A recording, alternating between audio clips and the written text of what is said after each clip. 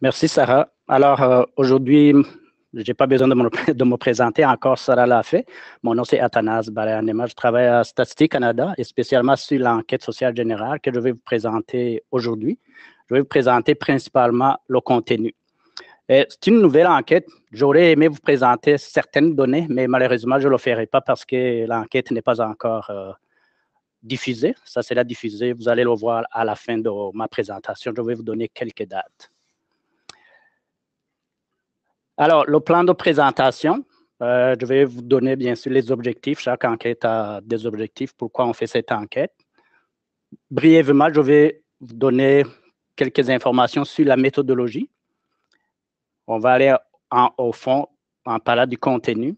Et je vais soulever quand même quelques points forts pour cette enquête parce qu'elle est un peu différente des enquêtes précédentes.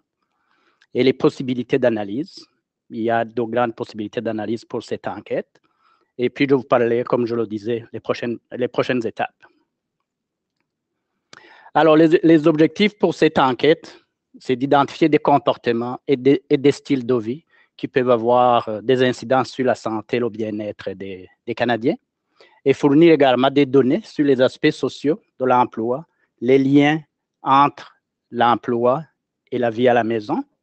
Et le titre l'indique de cette enquête, c'est vraiment l'enquête sur le travail et à la maison. Et identifier de nouvelles tendances et des questions dans la société canadienne, brièvement, parce que ça contient quand même beaucoup de modules, beaucoup de thèmes, cette enquête-là, comme vous allez le voir. La méthodologie, je vais résumer ça parce que la méthodologie qui est derrière une enquête, ça fait beaucoup de choses. Et la base de sondage, il faut toujours avoir une base de sondage pour une enquête. Elle est créée à partir de la liste des numéros de téléphone, cellulaire et fixe, et également le registre des adresses. À Statistique Canada, on a toutes ces informations-là. C'est la liste de tous les logements dans les 10 provinces. Alors ici, la population cible, puisque je parle des provinces, c'est la population âgée de 15 ans et plus qui vivent dans les provinces. Donc, les territoires sont exclus et également les populations qui vivent dans les institutions. Alors, l'unité d'échantillonnage, c'est des numéros de téléphone par adresse. Il peut y avoir 2 ou 3 numéros, mais c'est vraiment par adresse. Et les répondants, il n'y a aucune réponse par personne interposée. Il fallait vraiment que ce soit le répondant lui-même qui réponde au questionnaire. Je parle un peu de la collecte. Ici, c'est cette enquête-là et l'enquête précédente qui est de 2015 sur l'emploi du temps, qui a utilisé 2 modes de collecte. On a utilisé le questionnaire électronique.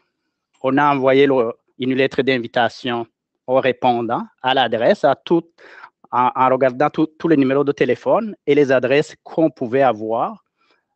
Dans la plupart des cas, 86% des cas, les numéros de téléphone, on avait les adresses. Donc, on a envoyé une lettre invitant le répondant à répondre électroniquement avec les informations pour pouvoir se connecter au questionnaire électronique. Et puis, ça, c'était du 2, comme la date, vous le voyez, à la période de collecte, c'était du 2 août au 23 décembre. Donc, le questionnaire électronique, c'était à partir du début jusqu'au 30 septembre. Alors, les gens qui n'avaient pas répondu au questionnaire, automatiquement, étaient transférés dans notre système pour les interviews téléphoniques assistées par ordinateur. La nature de l'enquête, évidemment, c'est volontaire. On ne forçait pas les gens à répondre. Et un point spécial pour notre enquête, tout l'échantillon a été subdivisé en 2. Donc, il y avait 2 sous-échantillons. Le premier échantillon, c'était pour répondre à des questions sur la participation aux activités culturelles et un autre échantillon pour la participation aux activités sportives. C'est pourquoi vous voyez, on a 3 poids. Donc, pour l'estimation, pour cette enquête-là, on a 3 poids. Le premier poids, c'est le poids de base pour l'ensemble de l'échantillon. Et le deuxième poids, c'est pour les gens qui ont répondu au module culture. Et le troisième, c'est pour les gens qui ont répondu au module sport.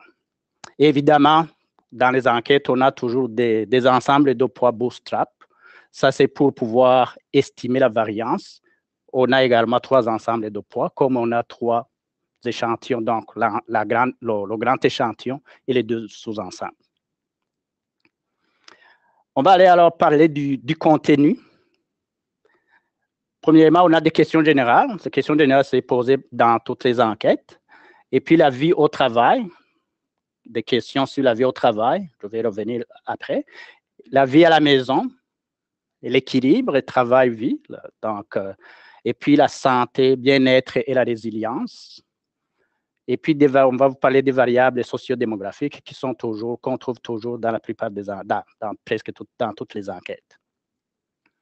Les questions générales portent sur la date de naissance, évidemment, l'état matrimonial, le lien avec les répondants sélectionnés, et puis le statut d'immigrant reçu, par exemple.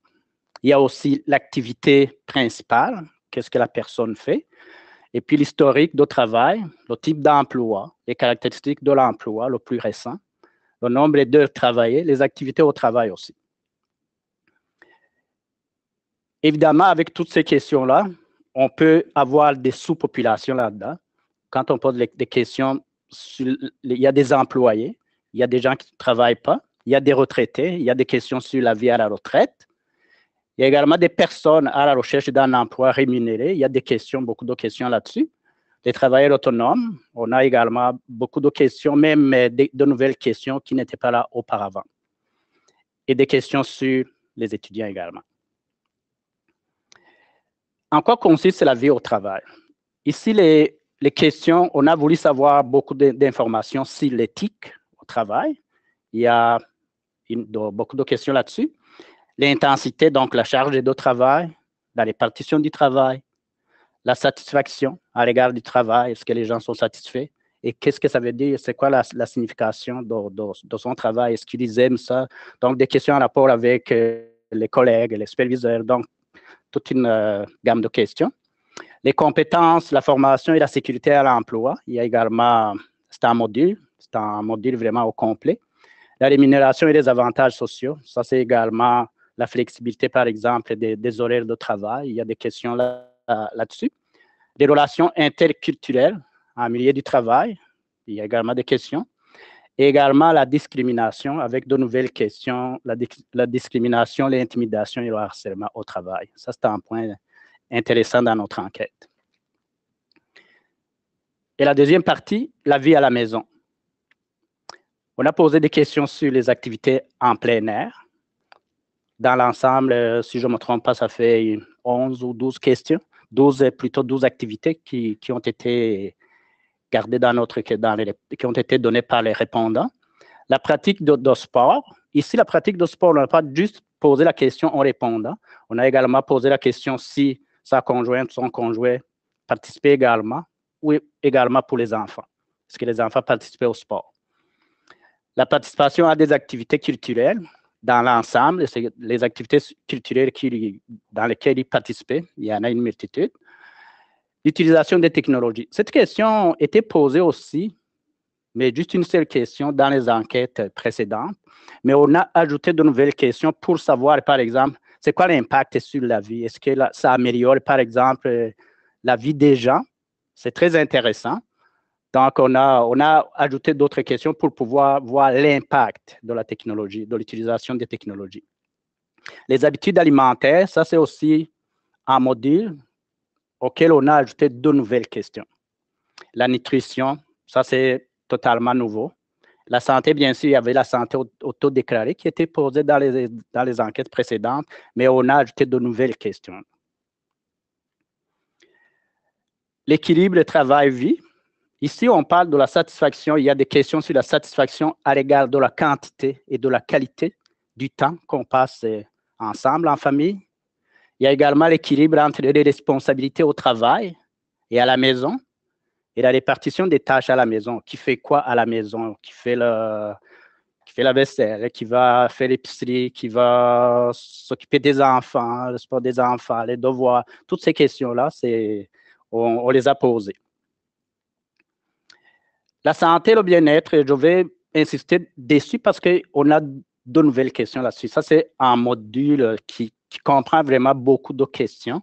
Par exemple, le bien-être subjectif, avant, c'était posé, c'est comme une question déjà harmonisée à stade 4, mais on a ajouté 9 ou 10, si je ne me trompe pas, nouvelles questions qui parlent des aspects de la vie. Donc, ce qui n'existait pas avant, donc c'est un potentiel déjà au niveau de l'analyse. Est-ce que ces aspects de la vie, on parle de la santé, on parle de l'environnement, on parle de la participation dans la communauté, on parle de beaucoup de choses. Ça fait donc 9 questions et on a également une question déjà sur les immigrants. Donc, les vies, les expériences au Canada. Donc, ça c'est très intéressant, mais avant, on avait juste une question sur le bien-être subjectif. Donc, ça, c'est là un bon potentiel pour les analyses. On parle également de la gestion du temps, du stress et les possibilités de vie. Probablement, il faut que j'explique. Les possibilités de vie, c'est vraiment, je pense, deux ou trois questions qu'on pose sur la vie qu'on a comparativement aux parents ou grands-parents. Est-ce qu'on est mieux? Est-ce qu'on est mieux dans les études? Est-ce qu'on est le standing de vie est meilleur comparativement à celui de nos parents? Donc, des questions comme ça. Les perspectives et les aspirations, c'est un module auquel les gens répondent. C'est quoi les perspectives? C'est quoi leur futur? Comment ils voient leur futur? Donc, les perspectives d'avenir. La résilience, c'est une dizaine de questions qu'on pose sur vraiment la diversité, comment la personne fait face à la diversité. Est-ce qu'il y répond bien? Est-ce qu'il se remet des problèmes, des difficultés qu'il y a eu dans la vie? Ça, c'est aussi, je sais, quand on a fait la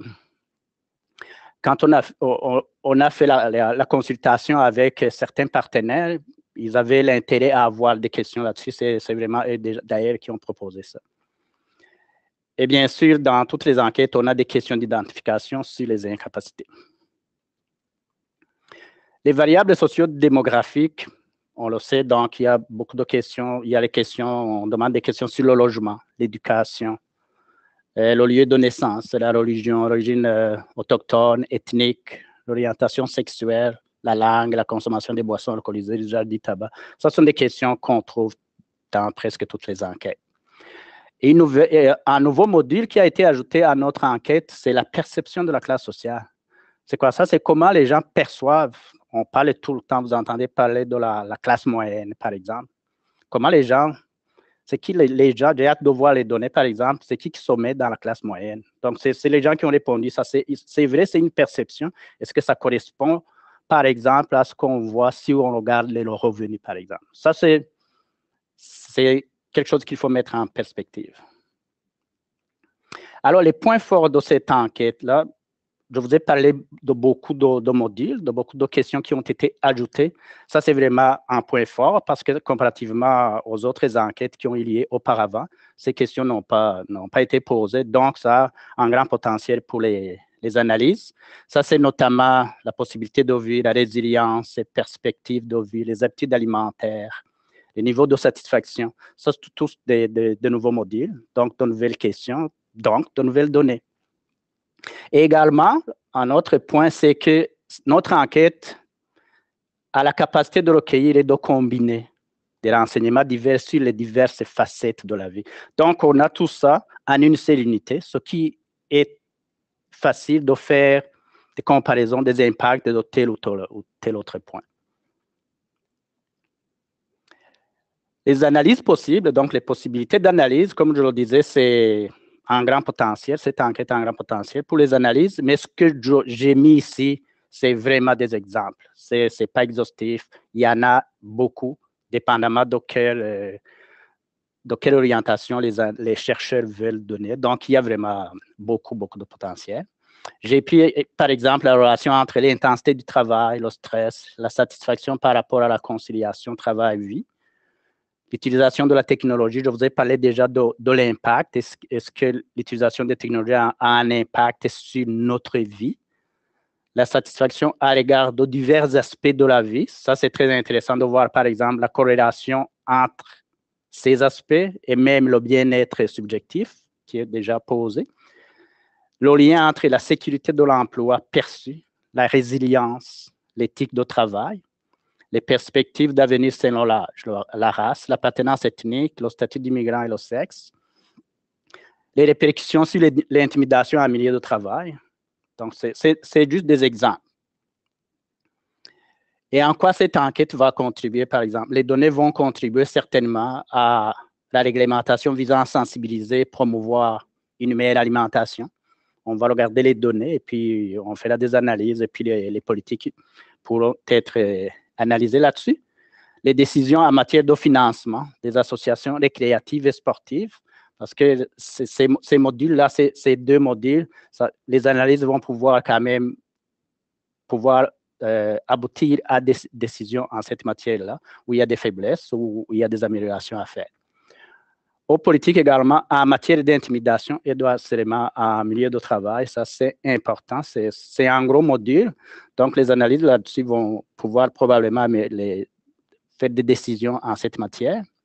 Aux décisions également sur la matière d'améliorer la qualité de vie de tous les Canadiens. Je vous ai parlé du bien-être subjectif, les différents aspects de la vie, par exemple. Ça pourrait influencer certaines décisions à prendre pour améliorer la qualité de vie des Canadiens. Alors, les prochaines étapes, on a le fichier analytique. Il est presque prêt. On a, vous voyez bien sûr, entre le 2 août, la fin de la collecte, puis ce qui prend beaucoup de temps, c'est vraiment le traitement des données, la création des variables, la dérivée, donc la pondération, la méthodologie qui est en arrière de ça. Mais on est à la fin également, il y a l'appariement, donc le couplage avec les fichiers de taxes pour avoir le revenu. Il y a une question à la fin qu'on demande au répondant s'il accepte qu'on utilise les fichiers de Revenu Canada pour pouvoir avoir les informations sur le revenu. Donc, l'appariement vient de se terminer, on a les informations maintenant. Donc, le 14 novembre, si tout va bien, on va diffuser les données. Ça va devenir officiel, donc les chercheurs pourront pouvoir les utiliser. Et au mois de mars 2018, on prévoit rendre public le fichier des microdonnées à grande diffusion, donc pour le grand public, qui pourront pouvoir regarder les différentes données. Les autres produits, je n'ai pas de date, mais à StatCan, par exemple, il y a à peu près 5 articles qui sont en cours en utilisant ces données-là. Il y a aussi ce que on a appelé les infographiques. Ça, c'est, comment on appelle ça en bon français, des snapshots, par exemple. J'ai dit l'utilisation des technologies. C'est vraiment les informations qu'on met sur une page et ça donne un aperçu, donc avec certaines variables qu'on combine par des graphiques. Ça parle beaucoup. StatCan commence à utiliser ces informations-là. C'est visuel et ça donne l'information qu'on veut donner. Alors, avec ça, je vous remercie. S'il y a des questions, ça me fera plaisir de pouvoir y répondre. Merci.